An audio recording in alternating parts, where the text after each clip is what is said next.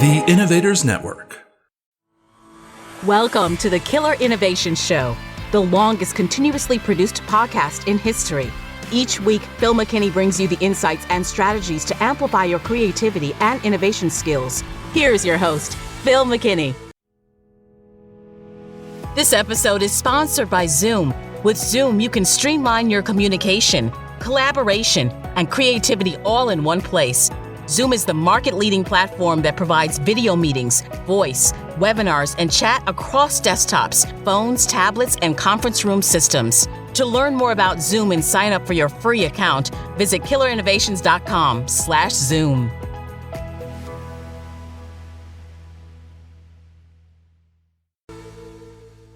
Laws exist to keep some form of order or control. The traffic laws that we follow to avoid chaos as we drive around. There are a variety of laws that are out there.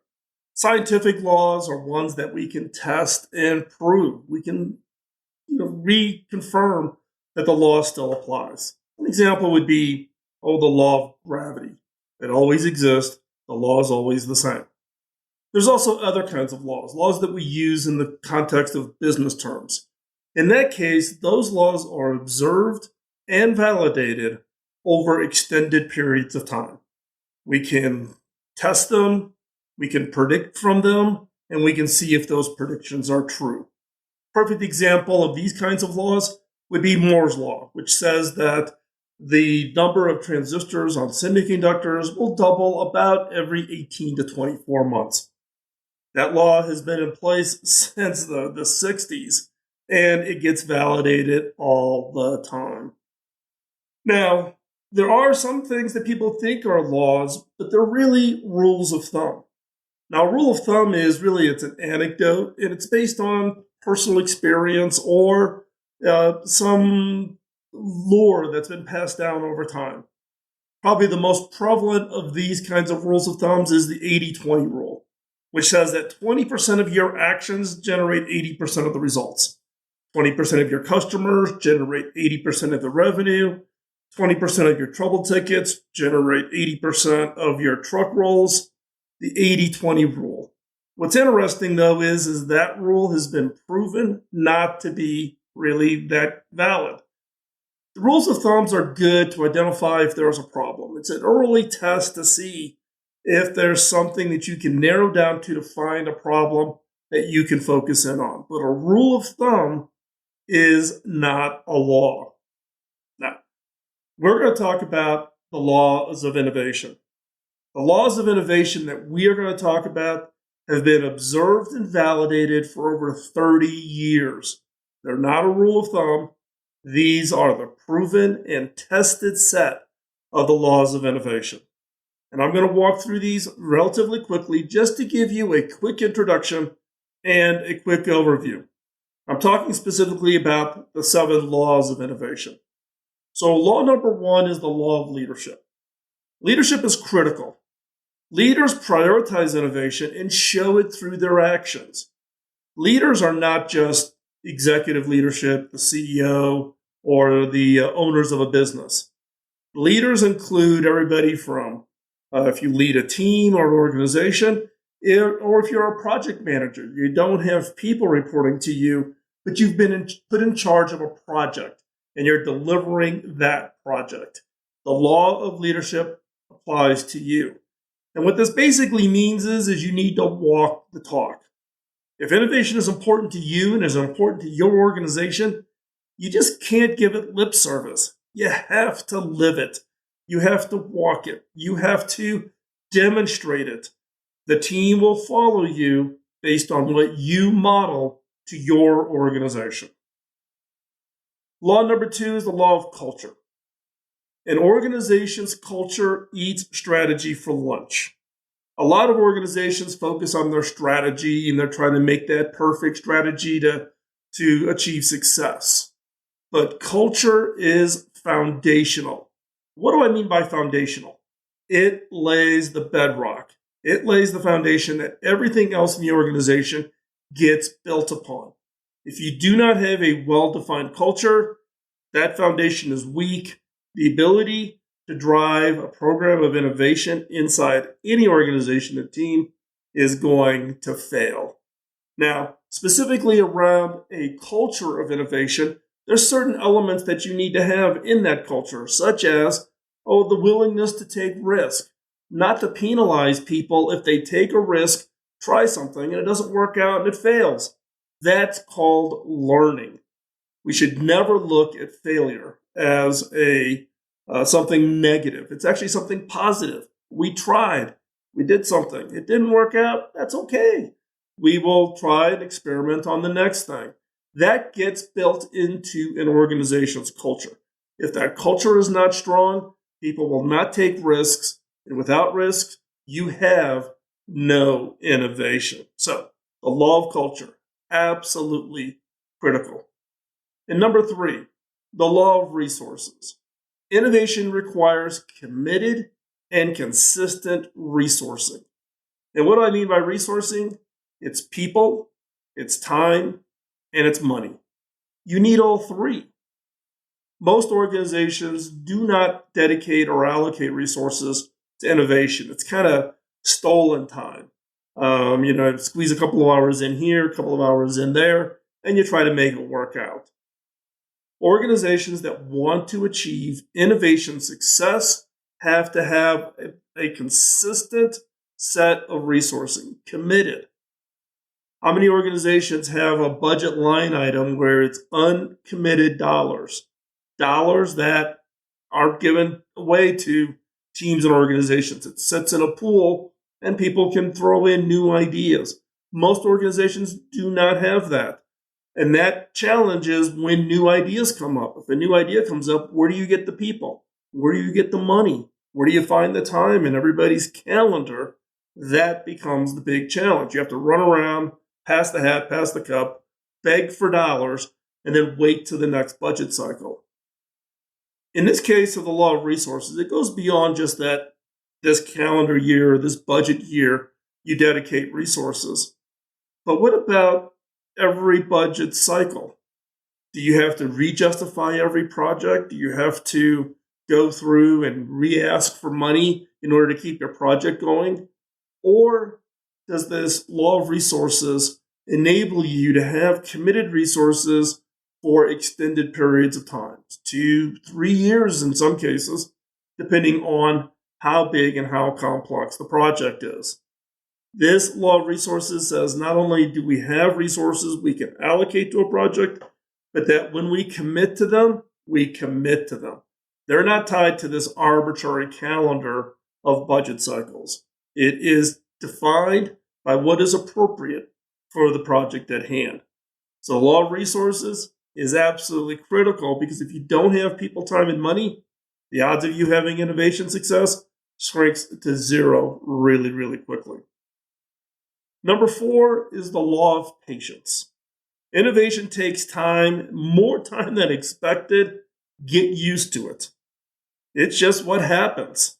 These things take time. They are hard to do, and they're hard to predict. You don't know what's going to happen when. You don't know what the effort's going to look like, what the challenges you're going to run into, the speed bumps, the unknowns that you're going to encounter. Leadership that gets locked into, we're going to innovate at 3 o'clock on Friday, are going to be sorely disappointed. Or we're going to launch a new product when you don't have it already in development. Or we're going to generate a breakthrough idea this year where you don't have a pipeline. You have to have patience. You have to get enough things moving in your innovation pipeline, and you have to have patience. You have to be willing to see failure happen, or experiments not work out, or trials that didn't generate the results that you were expecting. Patience, by far, is one of the hardest laws for executive leaders to get their heads around. Most executive leaders like predictability. They live by the quarter. They want to see those results. Most executive leaders struggle with this law, and that is one of the hindrances for organizations to achieve innovation success. Executives all the way through the entire leadership organization and down even to the individual has to have patience. A lot of organizations, even the line staff, the people, individual contributors, get frustrated because they're not seeing progress fast enough. It's okay. It takes time. We have to get used to the fact that no matter what we plan, odds are it's going to take longer than we expected. Number 5, the law of process. Establish and continuously innovate a robust innovation process. Key point here is to establish, build an innovation process, such as using the FIRE framework, focus, ideation, ranking, execution, using that as a framework as your process. But not only that, continuously innovate, improve it. Don't think it's static. There's loads of consultants out there that will come to you and say, here's the 10 magic steps of innovation. Follow these steps and magic occurs and you will achieve innovation success. Reality is, it's bogus. It is absolute bogus. Every team, every organization is different. The project is different. The nomenclature and language is different. The processes behind the scenes are different for every organization. So if you take an innovation process, wherever you find it, wherever you think it's the appropriate one for your activity, be willing to adapt it, change it, tweak it, do it in a way that works for your project. Experiment, see what works. You might uncover an entirely new activity in the process that works out and absolutely crushes it. So the law of process, it's important to have a process. You need to establish it. Your team needs to be trained on it. They need to know how to use it and operate on it. And you need to not stand still. You need to continuously innovate. How do you improve that innovation process? What experiment could you do? Try something a little different on how you define the target area. Maybe you change a little bit about how you do your brainstorming or your ideation activities. Try a new way to rank your ideas, to find the best ideas out of the hundreds of ideas that you're going to generate. And then execution. Experiment with different ways to execute. Be willing to exercise it. A law of process doesn't mean it's locked in stone, carved in titanium. You need to be flexible, you need to establish it, and you need to continuously innovate. Number 6, the law of the BHAG. Define a target and clear finish line for your project. What do I mean by BHAG? Bold, hairy, audacious goal. A BHAG is that finish line. Clearly define a compelling target and a clear finish line because it will catalyze the team. The team will have a clear goal that they are going to try to achieve. BHAGs are unbelievable motivators. When you look and you dissect teams that had high innovation impact, they had a BHAG.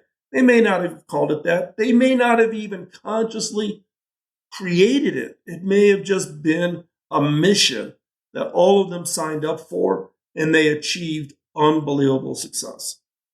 The most prevalent BHAG, the one I talk about the most often, is the BHAG that President Kennedy put before the citizens of the United States, and really the citizens of the world, around putting a man on the moon. And what was that BHAG? President Kennedy, in a speech to Congress, said, before the end of the decade, we will put a man on the moon and return him safely. Wow. That is a BHAG. That is a bold, hairy, audacious goal. We had no clue how to do it. We had not worked out all the engineering. But what did he do? He defined the goal, put a man on the moon. He defined a timeline before the end of the decade. And he defined success was bring them home safely. So he had all three components of a strong BHAG. BHAGs are incredibly powerful around an innovation program, innovation success. Organizations may have multiple BHAGs, depending on what they're trying to achieve. But having that BHAG where everybody in the team understands it, can communicate it, can share it, they can internalize it, and they sign up for the mission. The BHAG is defining your innovation mission. What is that BHAG that's going to motivate and attract people to want to be on this project in order to deliver that mission? And number 7, the law of execution. The law of execution says that ideas without execution are a hobby. And I don't know about you, but I'm not in the hobby business. Putting ideas into notebooks and sticking them on a shelf, value, 0. Right? How do we deliver? Ideas don't become innovations without execution, without action. Action is required. You need to do something, translating that idea into something tangible, something real, a mobile app, a piece of hardware, a new process, a new advertising campaign, whatever it might be. The law of execution is where rubber meets the road. Because without it, all the other activities and the innovation efforts is for naught. Value gets created when ideas are executed, when ideas are translated into innovations that can have huge impact, and in some cases, can even change the world. So the law of execution is where the rubber meets the road. Without it, everything else is for naught. It's a waste of effort. So focus on that ability to execute. Drive strategies to execute. Take your best ideas and execute them. Podcasting nonstop since 2005, this has been the Killer Innovation Show on the Innovators Network. This show is distributed by the Innovators Network. For more information and other great shows and content, visit theinnovators.network.